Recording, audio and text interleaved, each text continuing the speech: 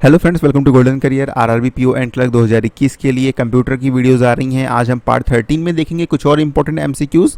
पूरी वीडियो हमारे paid members जो है देख सकते हैं। सिर्फ 99 रुपीज़ की मेंबरशिप है। लेना है तो वीडियो के डिस्क्रिप्शन बॉक्स में लिंक दिया हुआ है, आपको वहाँ पर बहुत कुछ मिलता है इन वीडियोज़ के साथ में। जब आप एक बार मेंबरशिप ले लेंगे, कंप्यूटर के सारे वीडियोस, साथ में e books, practice, current affairs, newspaper, assignment, बहुत कुछ आपको मिलता है। एंड इसकी वैलिडिटी लाइफ टाइम की है। चलिए आज की वीडियो अब हम देखते हैं। क्वेश्चन है, which of the following is a storage device that uses rigid permanently installed magnetic disk to store data information.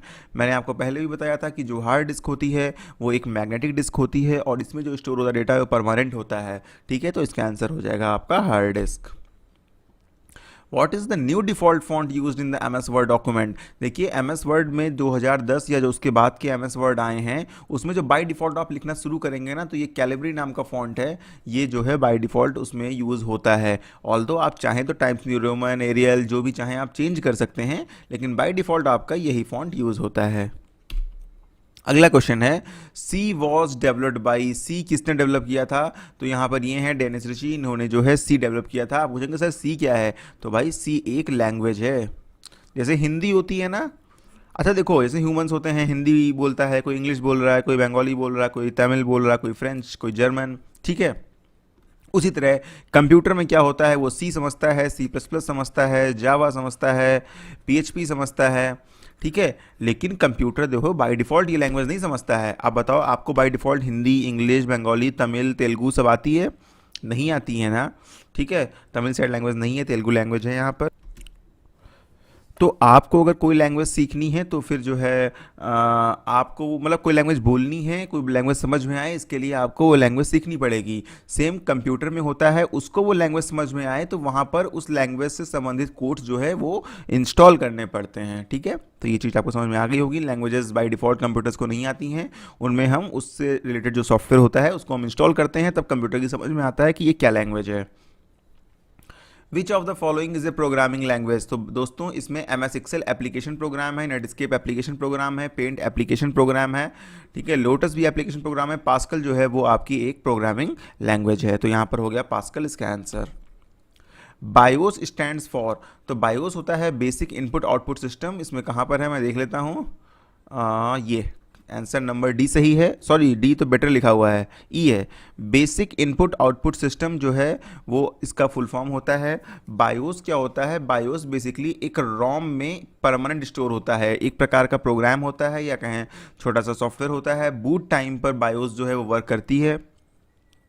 जब आप कंप्यूटर स्टार्ट करते हो ना, तो आप कंप्यूटर स्टार्ट करना, कभी आपके घर में अगर डेस्कटॉप या लैपटॉप है तो आप कंप्यूटर को स्टार्ट करना, लेकिन जैसे ही पावर बटन प्रेस करना उसके बाद कई बार मल्टीपल टाइम्स बार बार बार बार डिलीट बटन को प्रेस करते रहना, तो देखना आपका बायोस का प्रोग्राम खुल के आ जाएगा। ठीक है, तो वैसे घर पे थोड़ा बहुत अगर आपको कंप्यूटर का आइडिया है तो ट्राई करिएगा, एल्स मत करिएगा, क्योंकि बायोस में अगर कुछ सेटिंग चेंजेस कर दिए और आपकी समझ में नहीं आया तो फिर शायद वो कंप्यूटर को आप ठीक नहीं कर पाएंगे, फिर किसी जानने वाले के पास आपको ले जाना होगा। बाकी थोड़ा बहुत आइडिया है तो उसमें कोई दिक्कत नहीं, बहुत ईजी होता है।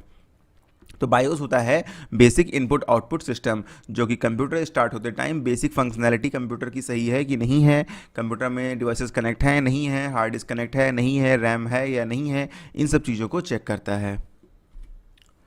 नेक्स्ट है, dash is an essential program which makes it easy to use computer for and user. तो देखिए, इसेंशियल प्रोग्राम की बात हो रही है तो ऑपरेटिंग सिस्टम ही सबसे इसेंशियल है कंप्यूटर को यूजफुल बनाने के लिए। अगर आपके कंप्यूटर पे ऑपरेटिंग सिस्टम इंस्टॉल नहीं है तो फिर वहाँ पर आप कुछ नहीं कर सकते हो। ऑपरेटिंग सिस्टम इंस्टॉल होगा तभी कोई और सॉफ्टवेयर आप इंस्टॉल कर पाओगे। तो ऑपरेटिंग सिस्टम को हम क्या बोलते हैं, ऑपरेटिंग सिस्टम को हम सिस्टम सॉफ्टवेयर भी बोलते हैं। ठीक है, याद रखिएगा इसे।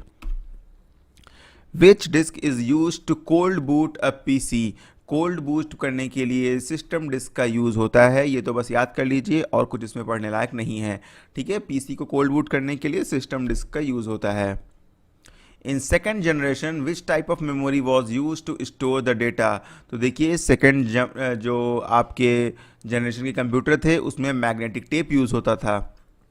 ठीक है, आपने पहले देखा होगा ना, मैग्नेटिक टेप से आपको आइडिया लग जाएगा।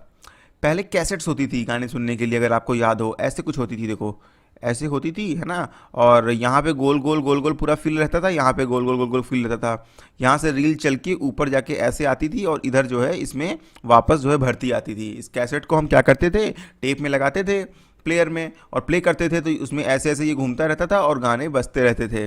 तो आई डोंट नो आपको पता है कि नहीं, मैंने तो यूज़ किया है। अगर आपने यूज़ किया है तो ये जो होता था ये मैग्नेटिक टेप ही होता था। तो हार्ड डिस्क भी पहले मेमोरी जो है वो ऐसे ही यूज़ होती थी, मैग्नेटिक टेप टाइप की, ठीक है। The first electronic digital computer content, जो पहला इलेक्ट्रॉनिक डिजिटल कंप्यूटर था उसमें क्या लगा हुआ था, तो उसमें दोस्तों इलेक्ट्रॉनिक वॉल्व्स लगे हुए थे। अच्छा, जो पहला कंप्यूटर था वो हमारा किसका बना हुआ था, वो हमारा वैक्यूम ट्यूब्स का बना हुआ था। जो फर्स्ट कंप्यूटर था वो वैक्यूम ट्यूब्स का बना हुआ था, और जो ये कंप्यूटर है, ये जो इलेक्ट्रॉनिक डिजिटल कंप्यूटर है, ये इलेक्ट्रॉनिक वॉल्व्स का बना हुआ है। तो आई थिंक ये भी आपको अब याद हो गया होगा। नेक्स्ट है, what is the blinking symbol on the screen that shows where the next character will appear. आपने देखा होगा ना, एक ऐसे लाइन टाइप की ब्लिंक किया करती है। आप जो भी लिखते हो जहां पे वो ये चीज़ होती है वहीं से टाइप होना स्टार्ट हो जाता है। इसे क्या बोलते हैं, इसे हम बोलते हैं कर्सर। ओके, तो इस ब्लिंकिंग सिंबल को, जो लाइन टाइप की होती है, ब्लिंक क्या करती है, इसको हम कर्सर बोलते हैं। नेक्स्ट है आपका, which type of device is used by the banking websites to enter password and prevent key stroke logging. Key stroke logging क्या होती है? एक्चुअली यार कुछ डिवाइसेस होती हैं जो आपके यूएसबी में लगी हुई हैं। लोग क्यों बोलते हैं कि आप जो है किसी अननोन कंप्यूटर पर अपना बैंक अकाउंट मत लॉग इन करो। होता क्या है, आपको नहीं पता है अननोन कंप्यूटर में कौन सी डिवाइसेस लगी हुई हैं। तो की स्ट्रोक लॉगर्स होते हैं, डिवाइसेस होती हैं जो यूएसबी से कनेक्टेड होती हैं। आप जो भी की प्रेस करोगे ना, वो रिकॉर्ड करती हैं कि आप कौन कौन सी की प्रेस कर रहे हो। तो उससे आपका यूज़र नेम और पासवर्ड दोनों वहाँ पे रिकॉर्ड हो जाएगा, ठीक है। तो इसी वजह से बैंक क्या करती हैं, आपने देखा होगा, जो भी बैंक का लॉगिन पोर्टल होता है, सपोज यहाँ यूज़र नेम डालना है, यहाँ पासवर्ड डालना है, उसके बगल में एक वर्चुअल कीबोर्ड का भी ऑप्शन होता है जिस पे आप क्लिक करके आपका यूज़र नेम और पासवर्ड डाल सकते हो। तो ये बेसिकली की लेगिंग से बचाने के लिए ही बैंक्स यूज़ करती हैं। एंड अगर आप अननोन कंप्यूटर पे एक बार आपको लॉगिन करना भी पड़ रहा है किसी वजह से, तो आप वर्चुअल कीबोर्ड का ही यूज़ करें और आप किसी भी फिजिकल कीबोर्ड का यूज़ ना करें। अगर आपको वो कंप्यूटर ऐसा नहीं लग रहा, कंफर्म 100% श्योर नहीं